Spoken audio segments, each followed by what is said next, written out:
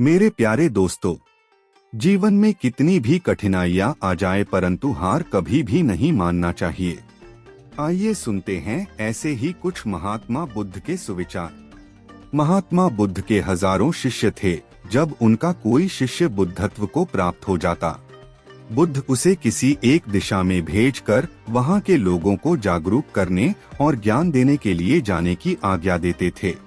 बुद्ध का एक शिष्य बुद्ध के संदिग्ध में 9 वर्षों से था। वो एक दिन महात्मा बुद्ध के पास आया और बुद्ध से कहा, हे बुद्ध, मुझे आपके साथ में रहते हुए 9 साल हो गए और मेरे बाद कितने शिष्य आए और उन्हें आपने इस बीच किसी एक दिशा में ज्ञान देने के लिए भेजा, लेकिन मुझे अभी तक कहीं नहीं भेजा। क्या मुझे अभी तक बुद्धत्व प्राप्त नहीं हुआ? बुद्ध मुस्कुराए और बोले, यह तो तुम्हें खुद समझना होगा कि तुम्हें बुद्धत्व प्राप्त हुआ है या नहीं। शिष्य बोला, है बुद्ध, आपने मुझे इन 9 सालों में जो भी उपदेश दिया मुझे वो सब याद है। आपकी बताई एक एक बात मुझे याद है। आप मुझसे कभी भी पूछ सकते हैं, मैं आपको हर प्रश्न का उत्तर देने के लिए सक्षम हूँ। आप मुझे एक मौका तो दे ताकि मैं किसी भी दिशा में जाकर लोगों को आपके ज्ञान के बारे में बता सकूं। बुद्ध ने कहा, ज्ञान की बातों को याद रखने से कुछ नहीं होता। जब तक आप किसी भी चीज को अपने आचरण में नहीं लाओगे तब तक आप दूसरों को नहीं कह सकते कि वो उसे अपने आचरण में लेकर आए। शिष्य ने कहा, जो भी हो कृपया आप मुझे एक मौका दे, आप मुझ पर भरोसा रखें। मैं सभी को अपने ज्ञान से प्रभावित कर सकता हूँ। मैं लोगों को ऐसी बातें बता सकता हूँ जिससे उनके जीवन में शांति आएगी और वो शांतिपूर्ण अपना जीवन जी सकेंगे। बुद्ध ने कहा, अभी तुम तैयार नहीं हो। जब तुम तैयार हो जाओगे मैं तुम्हें खुद सही मार्ग पर जाने के लिए कहूँगा। शिष्य ने कहा, क्यों बुद्ध, आपने मुझे इन 9 वर्षों में इतना भी ज्ञान नहीं दिया जिससे मैं लोगों को प्रभावित कर सकूं। बुद्ध ने कहा, ठीक है, तुम पूर्व दिशा की तरफ जाओ, वहाँ तुम्हें एक गांव मिलेगा। वहाँ से तुम भिक्षा मांग कर लाओ और वहाँ के लोगों को अपने ज्ञान से मदद करना। कल सुबह तुम वहाँ अकेले जाना और शाम को आकर मुझे बताना तुमने कैसे वहाँ के लोगों की मदद की। वह शिष्य ये सब सुनकर बेहद खुश हो गया और बुद्ध का आशीर्वाद लेकर चला गया और वह रात भर ज्ञान समेटता रहा और मन ही मन सोच रहा था कि मैं कल ऐसे ज्ञान की छाप छोड़ूंगा कि वहाँ के लोगों के साथ साथ बुद्ध भी मुझसे प्रभावित हो जाएंगे। सुबह उठकर वो महात्मा बुद्ध को प्रणाम करने गया। उन्हें प्रणाम कर वह पूर्व की तरफ निकल गया। शाम को जब वह वापस आया तो बुद्ध ने देखा कि उस शिष्य के माथे पर चोट लगी है और खून बह रहा है। बुद्ध ने उसे पट्टी बांधी और पूछा, तुम्हें यह चोट कैसे लगी? शिष्य ने कहा कि बुद्ध, वहाँ के लोग बेहद दुष्ट हैं, उन्हें जरा भी बुद्धि नहीं है।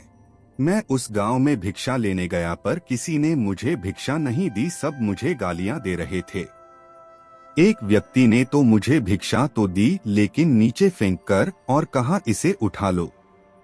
मैंने उन्हें काफी समझाया लेकिन वह मेरी बात सुनने को तैयार ही नहीं थे। उल्टा उन्होंने मेरे साथ हाथापाई की जिससे मुझे चोट लग गई। हे बुद्ध, आप मुझे दूसरी जगह भेजें जहाँ के लोगों में बुद्धि हो, इस तरह ना हो। बुद्ध उसकी बात सुनकर मुस्कुराए और बोले कि अगर तुम्हें दूसरे गांव में भी ऐसे ही लोग मिले तब तुम क्या करोगे? शिष्य ने कहा, हे बुद्ध, ऐसे लोगों को कोई ज्ञान नहीं दे सकता। वह लोग अज्ञानी है, उन्हें कौन समझाए? बुद्ध ने कहा, वह लोग अज्ञानी नहीं बल्कि ज्ञानी हैं। उनके पास बहुत बुद्धि है परंतु उनके पास खुद का ज्ञान है। अब अगर तुम किसी दूसरे के ज्ञान को चोट पहुंचाओगे तो वह कुछ तो कहेगा ही।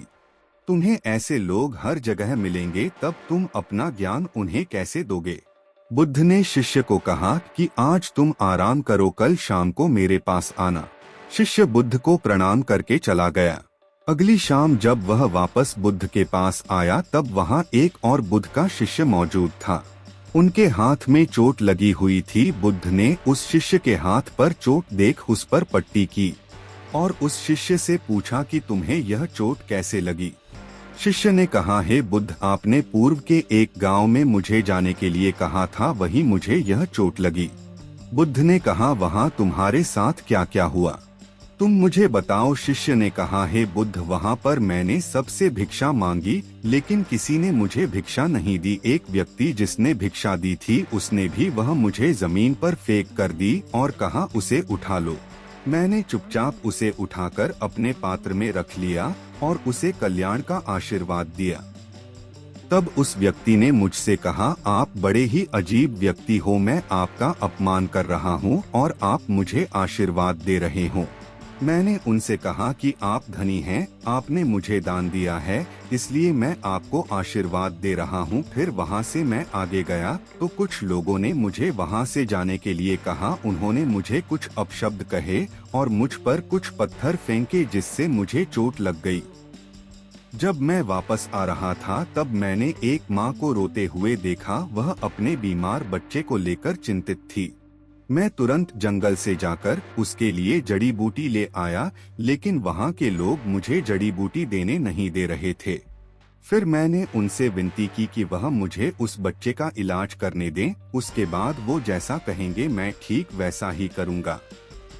फिर जिस व्यक्ति ने मुझे भिक्षा दी थी उसने गांव वालों को समझाया। तब उन्होंने मुझे उस बच्चे को जड़ी बूटी लगाने दी। उसके बाद वह बच्चा ठीक हो गया। फिर गांव वालों ने मुझसे अपने किए गए अभद्र व्यवहार के लिए क्षमा मांगी और मुझे धन्यवाद कहा। फिर मैं वहां से वापस आ गया। हे बुद्ध, आपसे एक विनती है। उस गांव के लोग बहुत भोले भाले और सीधे हैं। क्या मैं रोज उसी गांव में जाकर भिक्षा मांग सकता हूँ? ये सभी बात वो पहला शिष्य भी सुन रहा था। उसने यह सुनते ही बुद्ध के चरणों में गिरकर कहा कि हे बुद्ध, मैं समझ गया हूँ कि अभी मैं उस लायक नहीं हुआ कि दूसरों को ज्ञान दे सकूं। बुद्ध ने कहा, हमें बाहर वैसे ही लोग दिखाई देते हैं जैसे हम भीतर से होते हैं। जब तक हम स्वयं को नहीं बदलते तब तक हम किसी को भी नहीं बदल सकते। खुद में परिवर्तन करना बेहद जरूरी है। कोई भी बात बताने से पहले उसे आचरण में लाना बेहद जरूरी है, क्योंकि आचरण में लाई हुई चीज को बताना और समझाना बहुत ही आसान होता है और उसे लोग बेहद आसानी से समझ पाते हैं। दोस्तों, आपने क्या सीखा इस कहानी से कमेंट में जरूर बताएं और अपने दोस्तों को जरूर शेयर करें।